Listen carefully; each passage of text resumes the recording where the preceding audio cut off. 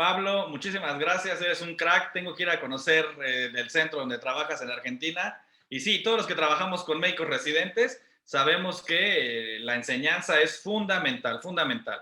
Bueno, yo voy a hablar ahora sobre el otro aspecto para el tratamiento de piedras de más de 2 centímetros, que es la nefrolitotomía percutánea. Estos son mis conflictos de interés. Y bueno, siempre es importante hablar de nomenclatura porque a veces, como muchas de mis pláticas también las ven en repetición algunos de los médicos residentes, a veces se confunden con la terminología. Es importante que a esta slide le tomen una foto y la conserven para que sepan a qué nos estamos refiriendo. Hacer una revisión en el tiempo de cómo se ha comportado el manejo de la litiasis es sumamente importante. Sabemos que la cirugía percutánea ha permanecido a lo largo de los años muy estable. La litotripsia extracorpórea ha disminuido en su evolución y la cirugía flexible, gracias a los avances y al desarrollo de nuevas tecnologías, han permitido un aumento en el número de procedimientos. Las guías para el tratamiento de la litiasis desde el 2010 siempre han puesto a la cirugía percutánea como el tratamiento de primera elección para piedras grandes. Y una vez más, en la última revisión de 2021, nos lo deja muy claro. Sin duda, como primera línea de tratamiento para piedras de más de 2 centímetros, con un nivel de evidencia muy fuerte, es la nefrolitotomía percutánea, la de primera elección. Ahora bien, hay algunos casos especiales cuando tenemos piedras en el polo inferior, y ya sean estas de menores de 10 milímetros o mayores de los 20 milímetros, cuando hay criterios desfavorables en donde los infundíbulos son estrechos o hay alguna otra complicación, bueno, tal vez la cirugía flexible pueda ser una segunda alternativa y la cirugía percutánea una primera opción. O bien, cuando hay, como yo decía, criterios desfavorables y la piedra es más bien grande, probablemente la cirugía percutánea pueda ser la primera alternativa de tratamiento. Y es que ahora, con la pandemia, estamos viendo casos cada vez más complicados, piedras grandes, en donde se colocó un catéter JJ y se quedó ahí olvidado durante muchos, muchos meses. Cada vez nos vamos a estar enfrentando más a este tipo de casos, que no solamente es demandante desde el punto de vista del paciente, sino además de qué tratamiento le vamos a dar. Y entonces, si nos hacemos el planteamiento, como ya lo había dicho Pablo, de si se puede dar el tratamiento con cirugía flexible para la litiasis renal de 2 centímetros, la respuesta sería sí. Sin embargo, hay que ver qué es lo que queremos hacer y cómo vamos a determinar el estado libre de piedras, porque eso va a ser muy importante. La tomografía de baja dosis, ya prácticamente hoy día no debemos de utilizar placas simples para darle seguimientos a estos pacientes. Y es que en el enorme armamentario que hay para cirugía flexible, también lo tenemos en cirugía percutánea, ya sea los tractos estándar, los tractos miniaturizados, o cada vez estamos viendo los tractos ultra mini PERC o micro PERC. Así pues, quien ya tuvo la oportunidad de utilizar un ureteroscopio digital ya no quiere regresar a utilizar un ureteroscopio de fibra óptica. Es muy importante lo de la tecnología láser y los parámetros que nosotros vamos a estar utilizando, como ya se habló anteriormente sobre ellos, y la importancia de tener diferentes armamentarios desde el punto de vista de las opciones de tratamiento. Vean ustedes, quién quisiera tener al alcance todas estas alternativas de láser para poder tratar. En esta imagen que estamos viendo ahora, empezamos a hacer ya las revisiones de los diferentes comparativos que existen sobre cirugía percutánea y cirugía retrógrada intrarrenal o cirugía flexible, en donde, bueno, sabemos que uno de los puntos que fue aquí significativo fue el tiempo de estancia de los pacientes. En la cirugía percutánea sabemos que prácticamente todos los pacientes van a tener en alguno o menor grado sangrado. La importancia de esto es darle el seguimiento importante a nuestros pacientes. También tiene mucho que ver las vainas que se están utilizando o el calibre del tracto percutáneo con el sangrado. Y eso es todo un tema sobre el sangrado en cirugía percutánea. Lo que es cierto es que vean ustedes, lo que se muestra aquí, la estancia hospitalaria es más prolongada para la cirugía percutánea que para la cirugía con flexible. Ahora bien, en relación a la seguridad, las complicaciones, o sobre todo con la clasificación de Clavien, pues evidentemente son mayores, sobre todo hablamos de sepsis para la cirugía percutánea, y aún a pesar de ello, no quiere decir que no pueda haber complicaciones posoperatorias en pacientes con flexible, también es posible. Sin embargo, estadísticamente significativo, la tasa de complicaciones es mucho menor para la cirugía flexible. Ahora bien, este estudio, un estudio de nuestros amigos de Fundación Pushbet, Oriol Angerri y en este caso Alberto Obreda, nos deja muy claro que cuando se hace una revisión sistematizada de los estudios, hay muy pocos estudios prospectivos. Eso es un importante punto para nosotros, para que todos los que estemos interesados en hacer trabajos de investigación, y que esa va a ser nuestra siguiente meta, hagamos estudios prospectivos. Y es que vean ustedes, en esta revisión sistematizada, en la literatura ellos encontraron 324 estudios. Sin embargo, debido a que se trataba de una serie de casos o el diseño del estudio no era el correcto, ellos quitaron 302 publicaciones. Por los criterios de exclusión de piedras chicas y todo esto, sacaron otros 12, y como no hubo estudios prospectivos, al final solamente se quedaron con 10 estudios para su análisis. Y entonces esto nos habla de la importancia de las publicaciones que tengamos que hacer nosotros para más adelante.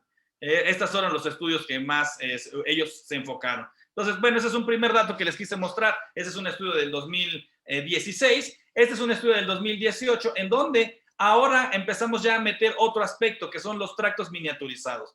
Y es que finalmente, si sabemos que una de las complicaciones importantes en cirugía percutánea es el sangrado, y ese nos preocupa hasta cierto punto, los tractos miniaturizados han venido a significar un avance en el tratamiento de la litiasis. En este estudio se hace una comparación en 216 pacientes, sometidos 103 a flexible y 103 en tractos miniaturizados, y aquí están las características de los diferentes pacientes. Sin embargo, no nos dicen qué nefroscopio están utilizando, y creo que eso es muy importante a la hora de hablar en los diseños. Vean que no hay estadísticamente alguna cosa muy significativa en las diferencias de los grupos, y vean ustedes cómo el tiempo de estancia hospitalaria es mucho más corto para los pacientes con cirugía flexible que para los pacientes con tractos miniaturizados, pero no una diferencia clínicamente de peso. Sin embargo, estadísticamente sí significativa. Ahora bien, cuando nosotros hablamos de las tasas de complicaciones, solamente uno de estos pacientes se fue de los tractos miniaturizados hasta un Clavien 3,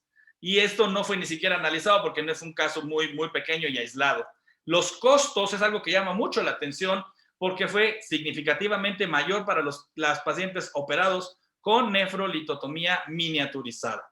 Y finalmente, las tasas de stone free rate son muy parecidas para ambos, al punto de que estadísticamente no fue significativo.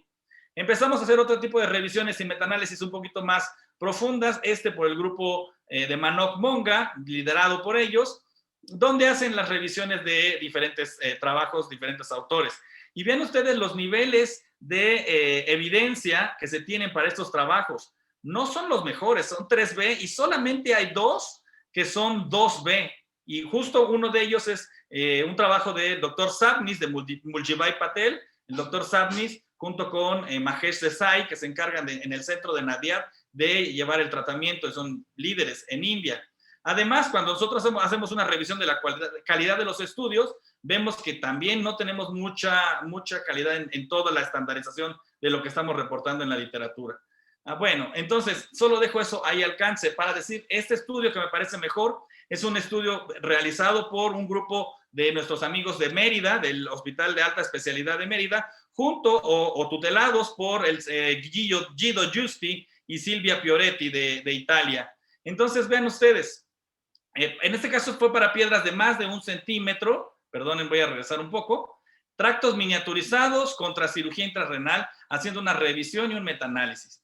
Bueno, evidentemente ambos son opciones de tratamiento, y la tasa libre de piedras va a ser mayor para la nefrolitotomía percutánea de tracto miniaturizado, con un RR, un riesgo relativo de 1, con intervalos de confianza que van hacia el lado de la protección del 1.01 hasta 1.10, y esto pues es estadísticamente significativo. Evidentemente la caída de la hemoglobina, el sangrado, que no necesariamente se traduce en problemas clínicos, es mayor para los tractos miniaturizados. Sin embargo, las tasas de transfusión son muy similares, tanto para cirugía percutánea miniaturizada como para flexible. Entonces, vamos a ver, aquí están los estudios, y súper importante, la definición de libre de piedras. Vean ustedes que ya prácticamente en todos los estudios actuales y más modernos nos dicen la tomografía de baja dosis, incluso la tomografía es el estándar. Y ya definir si 3, 4 milímetros, 2 milímetros, creo que es un tema que aún se tiene que debatir,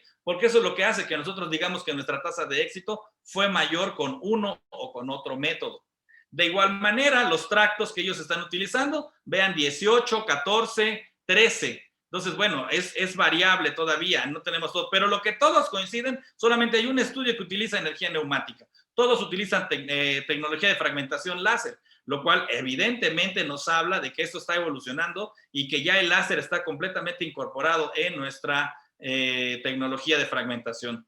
Ya si es prono o supino, la realidad es que la gran mayoría de estos estudios son en prono. Esperemos pronto contribuir ya con nuestros pacientes que hemos operado en posición supino, y al igual que las técnicas de dilatación. Y bueno, ya evidentemente en un flexible, pues todos van a ser con una fragmentación láser, y la necesidad de dejar un catéter doble J, pues siempre es algo importante. Vean ustedes, a diferentes análisis para los diferentes estudios, no me voy a meter mucho en esto, simplemente quiero decir que en la gran mayoría de los casos que aquí se presentan, van a requerir de un tratamiento auxiliar, un segundo procedimiento, ya sea flexible, una revisión secundaria, pero en la gran mayoría de los casos van a tener una revisión secundaria, y tal vez descartar que la sepsis sigue siendo un problema que está presente en la nefrolitotomía percutánea. Vean este otro trabajo de un grupo de China, en donde habla sobre la eficiencia de los tractos miniaturizados y la seguridad de los mismos. Entonces, vean, los tractos miniaturizados ofrecen una alta tasa libre de piedras, incluso mayor que la cirugía flexible. Sin embargo, pueden ser similares en relación al stone free rate cuando nosotros, vean ustedes, dividimos estos. Esto es lo que ellos revisaron. Todos estos estudios que estamos viendo aquí analizados se refieren a tractos estándar prácticamente. Todos los que vamos a ver, perdón, aquí se trabó, a continuación. Estos son tractos de 14 a 13 French, y estos otros son realmente tractos miniaturizados. Vean otra vez el doctor Sabnis, que están utilizando, bueno, en casos muy específicos, los tractos de ultra mini perc. Entonces, bueno, cada vez vamos viendo cómo el tracto miniaturizado va siendo más comparativo y va siendo un armamentario más dentro del tratamiento de la litiasis de 2 centímetros. Vean ustedes cómo a la hora de hacer los subanálisis para cada uno de estos, en este forest plot, realmente para los tractos miniaturizados, y haciendo un análisis. Vamos a ver, esperen, aquí estoy. Gracias, es que estoy moviendo esto porque me tapó las imágenes.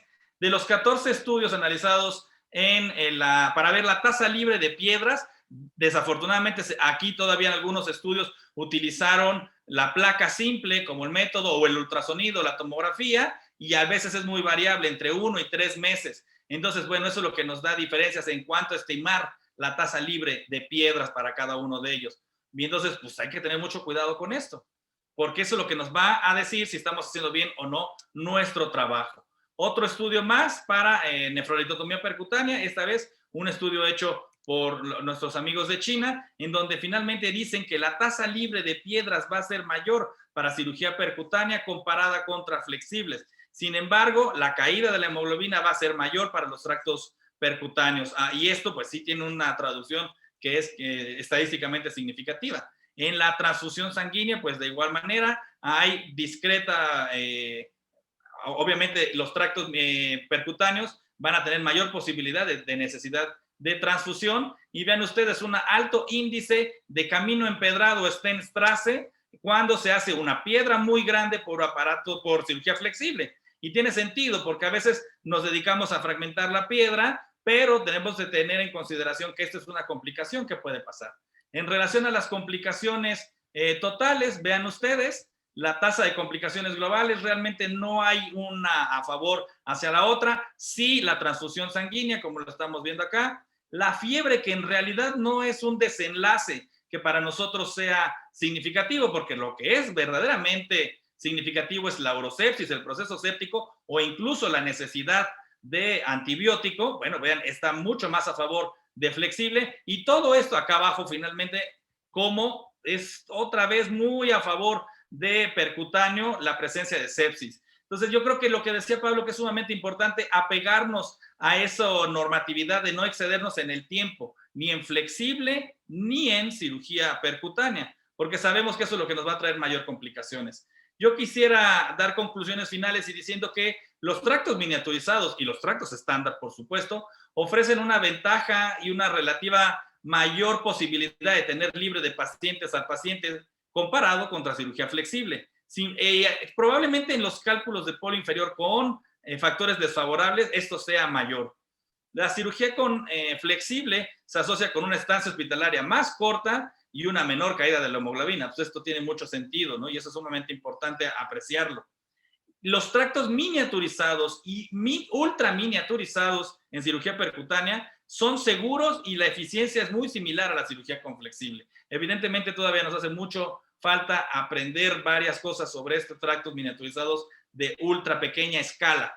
En términos de la evidencia actual, recomendamos los tractos miniaturizados para los pacientes que se centran más en la necesidad de tener una taza libre de piedra, independientemente de si necesitas tú hacer algo específico para ese paciente, ¿no? Entonces, bueno, siempre habrá casos especiales, es lo que decía Pablo, tenemos que adaptar nuestro tratamiento a lo que el paciente está teniendo, como por ejemplo si nuestro paciente es un niño, o si hay algún tipo de malformación, un riñón pélvico, un riñón ectópico, riñones únicos, si se trata de pacientes con una derivación urinaria, cálculos gigantescos en pacientes con deformidades de columna, como nos mostró Pablo, los divertículos caliciales y etcétera. Diferentes opciones de pacientes con diferentes tratamientos, sin duda alguna. En casos seleccionados, la cirugía con flexible para piedras de más de 2 centímetros es una gran alternativa. Lo que es cierto es que lo ideal es siempre tener un ureteroscopio digital, porque ya sea reusable o descartable, va a ser lo mejor en visión para el paciente. Y lo ideal es que tengamos el mejor láser posible para nuestros pacientes. Yo no sé hasta cuántos watts va a llegar esto y si la fibra de tulio, que pronto esperemos esté en México, sea una de las alternativas de tratamiento. Y evidentemente una piedra entre menos unidades Hounsfield pues va a ser mejor y eso le va a dar la facilidad de tomar la decisión de qué tratamiento usar.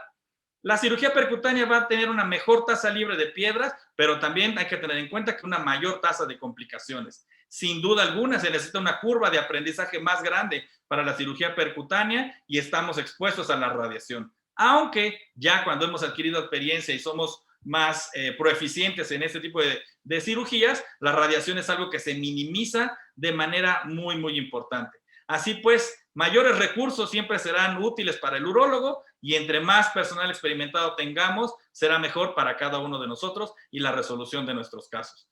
Así pues, ya nada más voy a cerrar con 2 slides más diciendo, este es un tweet de un amigo, el doctor Matthew Bultitude, él es coeditor del British Journal of Urology, y ven ustedes, el IAU del 2017 es la International Alliance of Urolithiasis, en donde lo que él decía ante una cirugía de demostración del doctor Zeng utilizando el SMP o Super Mini Perc.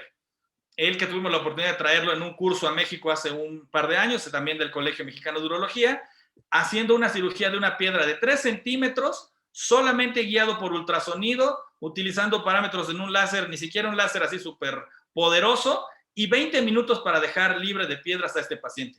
Claro, evidentemente una cirugía de demostración, etcétera, ¿no? Entonces, bueno, son alternativas, y es que la SMP es una de las alternativas sumamente importantes que se están abriendo paso poco a poco para nosotros. Y vean ustedes, a veces cuando en cirugía percutánea tenemos fragmentos chiquititos que se van quedando, a veces dejamos muchos fragmentos pequeños. Y si no tenemos estos instrumentos para la extracción de piedras que se quedan en pequeños fragmentos en el interior del riñón, o si no contamos con los aparatos flexibles para hacer una revisión completa de todas las cavidades, es muy probable que no dejemos libre de piedra a nuestro paciente.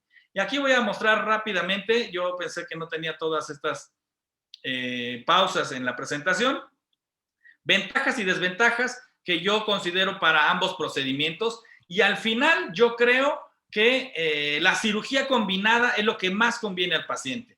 Lo que decía Pablo, necesitamos tener en la cirugía combinada 2 urólogos experimentados, necesitamos tener 2 torres para el procedimiento y necesitamos tener pues 2 máquinas de fragmentación, lo cual es muy complejo y muy difícil. Entonces, bueno, si no podemos hacer una cirugía combinada, adaptemos el tratamiento que le queramos dar a nuestro paciente dependiendo del caso en particular. Muchas gracias.